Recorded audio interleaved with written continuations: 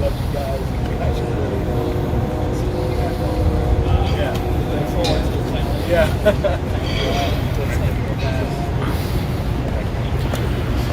Nick Freitas? Yes, sir. Hey, could I do an interview? Who are you with? I have a YouTube channel called High Impact Flicks. Oh, okay. We just do pro Second Amendment, pro Constitution. Sure.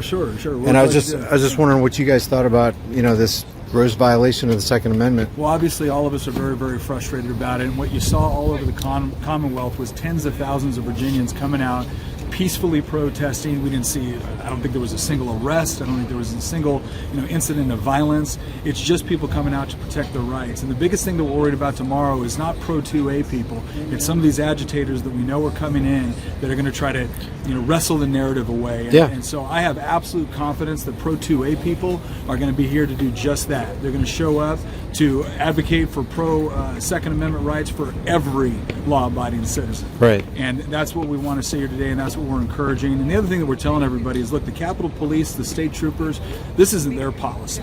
Right, they're out here to try to make sure that everyone's safe. I've known these guys for years. They're outstanding people, and so we want to support them at the same time that we're supporting our Second Amendment rights. I've uploaded a couple of your videos on my channel because you just had some dynamite things to say in Congress and really put the screws to a lot of people who really have to answer for their actions. They do. They need to. One, I'll tell you what. I had the honor of meeting Savannah Lindquist the other day at the NRA press conference, and this was a woman who she had a concealed carry permit. She knew how to use a firearm responsibly, but she left it at home. She obeyed the law, and then when she went on a college campus, she was brutally raped. That's the lady you brought up just recently in one of your last. Yes. Yeah. Yes. Okay. Right. And that's what this comes down to: is the government made a choice for her.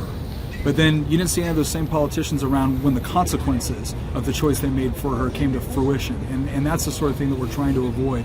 This ultimately is not about just protecting Second Amendment rights. It's about people being able to protect themselves and trying to let the government know and let politicians know that, look, to try to strip them of that right, I think makes us culpable when bad things happen to them. Right. And we should never be a government that wants to, again, infringe on those rights and put them in a vulnerable situation.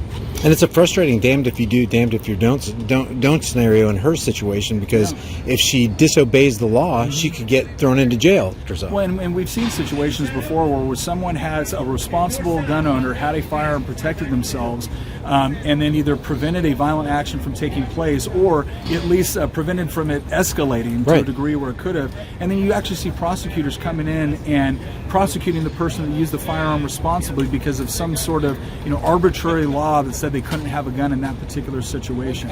And when we look at things like red flag laws, that's not only a violation on your Second Amendment rights, that's a violation on your Fourth Amendment rights, your Fifth Amendment rights, and pretty soon it's going to be used as a violation on your First Amendment rights. Well, it's also a violation of the 10th Amendment right because the federal bureaucracy wants to put that red flag law blanket over every state. Oh, absolutely. And one then due process of law.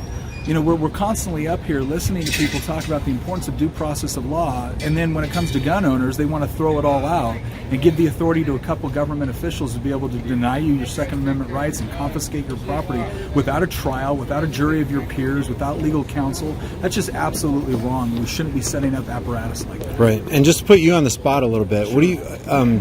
because I don't want to give you softball questions here, no, please but don't. The just following orders thing, because when you swear that you're going to protect and defend the Constitution against all enemies, foreign and domestic, including the Second Amendment, how does that jive with somebody saying, okay, we're going to make sure you're disarmed before you enter Capitol grounds? Well, it's obviously problematic, right? Yeah. But again, I'm not blaming our law enforcement for that. In fact, one of the things that really irritated me is that when the Democrat majority made these rules and decided that nobody could carry, they made you choose. They said, do you want to lobby your representatives or do you want to have the means to defend yourself? We should never be putting people in that situation. Now, does he have the legal authority to do it? Yes, even though we're challenging it in court right now. We're attempting to challenge it in court. So, but in this case, legality equals unconstitutionality, right? I certainly think there's a problem with it. And again, what I want is for everyone, let's exhaust all of our peaceful means to be able to fight back against that. That's what we should be doing. Peacefully assembling for a redress of grievances. And I think we're sending a powerful message. You've already seen it all over the Commonwealth of Virginia with the 2A sanctuary counties and municipalities. And this is a continuation of that. So I think if we have a bunch of people show up here tomorrow and they are peaceful but with resolve, I think we're going to start to see really positive effects from that. Nick Freitas, I really appreciate your time. No, my pleasure. Thank you. Thank you all for being here. Take care. Thanks.